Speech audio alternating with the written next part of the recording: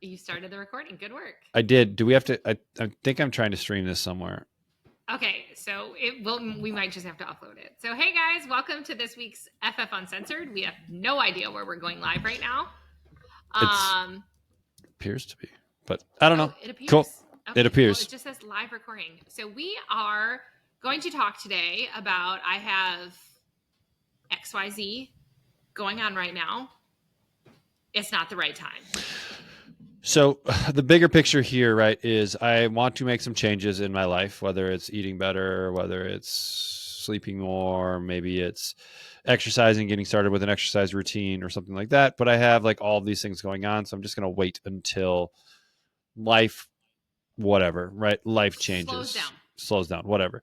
And so this is super common. We hear this all the time. And this is stuff that we go through personally ourselves, right? So I'll actually give a personal antidote here because I've had a slight shift in my world because we are into the summer. And so in the summer, and if you have kids, it means there's lots of activities that kids have going on. But then the summer for us at Functional Fitness means we have a lot of athletes that are coming into our facility. And so when we have athletes coming to our facility, we've had to kind of open up some new times. So I am now coaching during my normal training time. Right. So you let that happen? So my sacred 8:00 training time wasn't quite as sacred as we anticipated that it was, or that we thought it was. And so, no, so I'm coaching Monday through Wednesday at 8 a.m. because we needed to open up times for athletes. I'm like, cool. I like coaching athletes. I like hanging out. So we'll do it. So I've had to get a little bit more creative on when I'm going to work out. And so I had normally blocked off 8:00 every day, right? Monday through Friday was blocked off for workouts. It was my workout time. So now Monday through Wednesday, it's not anymore. So I've had to adapt and adjust. So what I've done is I now have essentially blocked out 4 p.m. as being my new workout time. I don't love that. Like, I don't love 4 p.m. workout times just because, like, I'm tired. I'm kind of tired by the end of the day, and I don't feel like I can quite give as much of an effort. But also, like, maybe we should talk, like, you've been up for almost 12 hours. Yeah, like, I mean, I get up early, right? I get up between 4:30 and 5:30 almost every day of the week. And so that's kind of like the end of my day to an extent. And so it's like, but like, to me, part of my identity is being in shape and like being strong and that kind of stuff. And so, like, if it's a part of who you are, then you just find ways to make it happen. So, like, most likely my normal schedule now will be Monday evenings, I'll lift, afternoons, I'll lift. And I'll either do my VO2 Tuesday evenings, or I'll get up in the morning and do it right away in the morning before I would even go to the gym and just do it then. I don't know. I'm going to play with it a little bit, but this could be a very busy time where I could say like, I'm taking on a couple extra hours here and there. Like I'll take a month off, right? Or when things start to slow down. But the one thing about like fitness is like you start to stack it. Like fitness like stacks on top of each other. And so like taking a month off just doesn't sound like a really good idea to me because now I have to kind of make up that month. Like, and so that's the crazy thing about fitness. Making the month is that now you've literally spent a month not doing Yeah. anything. And you kind of, you fall into a new routine. Right. And so we talk about this concept of drift a lot, right? Where we can have drift in our life where it's happening so slowly that we don't actually recognize that things are changing, right? Like we start maybe normally our house is really clean and then we let a few things into our pantry, right? And then we may have a few snacks at night and then we get a few more things into our pantry. And it kind of happens really slow until it's like, holy crap, you look at your pantry and it's like, I got everything in here. And so, and then you almost have to like chop it off and like start over. And so, but drift happens in lots of ways. Like we just naturally move in directions. And so I think this could be a natural drift position for me. We've got a lot going on. We've got basketball camps. We've got all this stuff. And this could be a natural drift where I could be like, maybe I'll take a few days off because I got the stuff going on. Or I could think about it. Hey, maybe I don't need to commit to a full hour anymore. Could I commit to a half hour? Right. And so I can have a level of maintenance, but still have another half hour. I don't know. Oh my God. I struggle so much with a half hour. It takes me like 10 minutes to warm up. I know. So I've thought about it as I would warm up because I don't want to skip that aspect because I need my mobility and all of that kind of stuff, and that's important.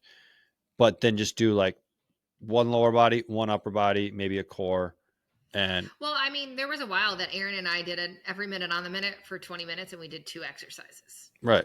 And that was our workout. Like we did our warm up and we did that. And that was like where we were at for like commitment for workouts, which I mean, isn't bad. Like if you really think about it, like you're doing 10 rounds. No, you're pretty gassed. Like, I mean, it's hard. Like it's hard. Mean, we were doing single pull-ups, but that means at the end of the workout, I did 10 pull-ups. So right. if I did 3 rounds of 3 pull-ups, which was my capability back then, I would have only done 9. So like, right. Boom, there you go. Okay, so if you're unlike Trevor, who's already in the routine, and you're someone that like you have a lot going on, but you want to start prioritizing your health, this is also a really good time to get started. Because if you have time when you're busy, you have time when you're not. Mm-hmm. And as much as everyone thinks it, there's never a better time than today. Well, the only better time was yesterday, but you don't have that. So today is the next option. And I think that's like a really common thing is everyone's like, oh, well, I'll do it when it slows down. Well, then it will be 4th of July. And then you'll do it when it slows down, but the kids will go back to school. And then I'll do it when it slows down. And then next thing you know, it's Halloween and Thanksgiving and Christmas and it's January. And I just see that time and time. It just becomes something that we push off when we push off prioritizing ourselves. And I have a client that literally, she was just in the gym this morning and she's like, every day I get here and I hate that I'm here. And every day I leave here and I'm so thankful that I showed up. Mm-hmm. Because it's not convenient. We're all busy. We all have stuff going on, but it's not about it's not about that. It's how you feel when you finish and how you feel when you're the person that I go to work twice. I go to the gym twice a week and I don't have excuses for that. Like I just show up because that's what I've told myself I'm going to do. And that's the person that I am. And there could be a lot more power to that than like the excuse, there's a ton of power because all of these are like votes. And we've talked about this before, but all of these are like, they're votes for the person that you want to be, right? And so even if you maybe aren't that person yet, right, starting to identify with, hey, like maybe I want to be a fit person, right? Like maybe I don't like where I'm at and I want to be where I see fit people. And I think I want to do more of that. And so you can start making decisions on like, okay, if I was a fit person, right, what decision would I make here? Would I skip the workout or would I go?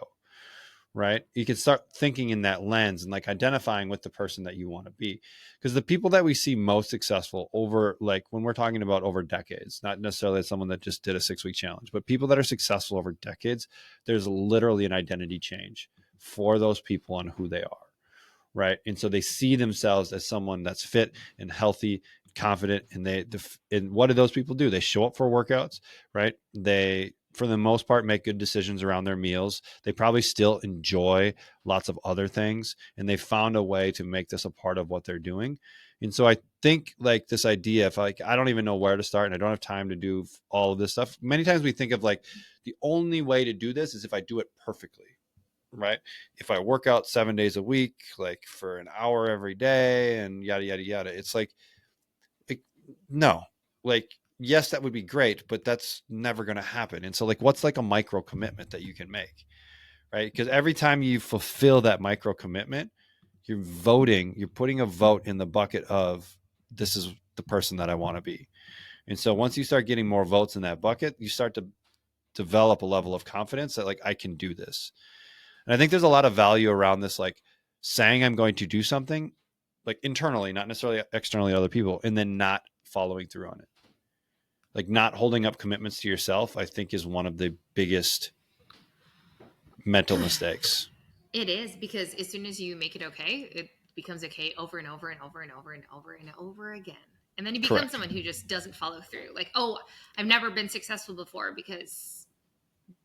so I'll never be successful again. But that's not the case. Like, you know, you can be successful just by showing up, you know, and don't overcommit what that show up needs to be. Mm-hmm. If you're doing nothing right now, twice a week is a lot, especially if you're busy and you have a lot going on. But like 2 times a week, like if you think like 2 times a week for the next, I mean, crap, we're almost halfway through the year. Like I forgot how many weeks we're in the year. Like 50 26 workouts. Weeks. Like that's like 50 workouts for the rest of the year. if you try to go every day, I guarantee you'd make it 2, maybe 3 weeks, and you wouldn't even hit 50 workouts. Like for the year, if you try to do it that way. So 2 workouts for the rest of the year seems really doable. Now, what days are they the most doable on, and what time is that? And like actually schedule it. Mm-hmm. Like Trevor, when Trevor told me he gave up his workout hours, you guys saw my eyes get really big because like mine is like religion. Like if my client shows up too early for their session, I tell them, hey, your session's at this time. You really can't come in until 5 minutes before to start warming up, because like that's my time. And like if I don't protect it, no one's going to protect it for me. Right. Like you protect your work time, you protect maybe meal times with your family, you protect your kids' sports times that they can show up for practice. You need to be just as diligent with your hours that you get to spend on your own health, well-being, mental sanity, whatever you want to call it, and figuring out how to do that. 100%. 100%. And it makes it easier when we add commitment devices to this, right? So when you hire a coach, like there's nothing magical about functional fitness outside of the magic that is functional fitness.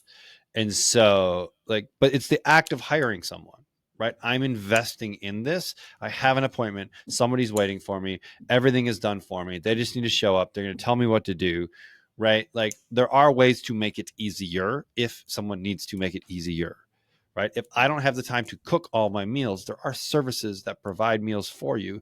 There are services where you can get aspects of it. You can, instead of buying whole carrots at Walmart, you can buy shredded carrots, or you can buy chopped up carrots, or you can buy things that have already been kind of pre-prepped because it saves you time.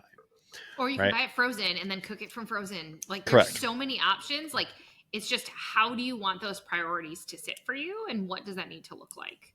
All right, Trevor, last thought. So I think if I want to do something, right, in your mind, you're going to come up with a bunch of ways on why this isn't possible. Like that's typically like the first thing, especially if someone hasn't really conditioned their mind to think about possibility. And so I think if you want to do something, come up with all the different solutions on how you can make it possible.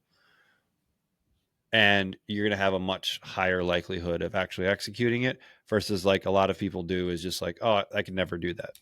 Why could you never do that? Like if you had to do that, if it was life or death, how would you make it happen? I bet you could come up with some solutions. Right. And so can we move from this, can we move from like only seeing the barriers to figuring out, if I had to make this work, how would I make it work? Right. And I think you're going to be able to come up with some elegant ways to do it. And it may not be perfect, but that's cool. Like progress is progress. We just need to get things rolling. Yep.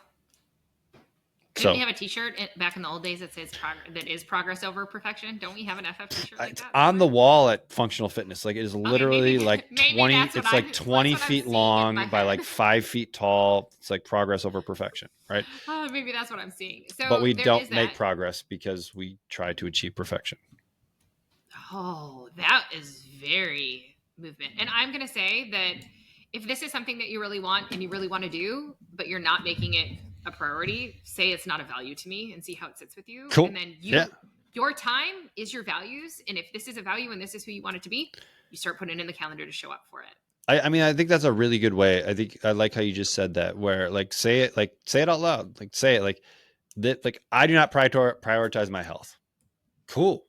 Like because how do you feel about that? And if you feel fine with that, then cool. Like that's awesome. I'm not gonna... like there's no judgment. It's just like own what you want to do. And if something isn't the way you want it to be, then change it, or at least start working towards changing it. And your calendar is a direct reflection of your priorities. Right. So there's no right or wrong. It just is what it is. So if you want it different, change it. So it's cool. It's fun. Puts the power in your hands. So cool. All right, guys. That's all we got. If you got anything else, let us know. Short and sweet. See ya. You have to hit the end button.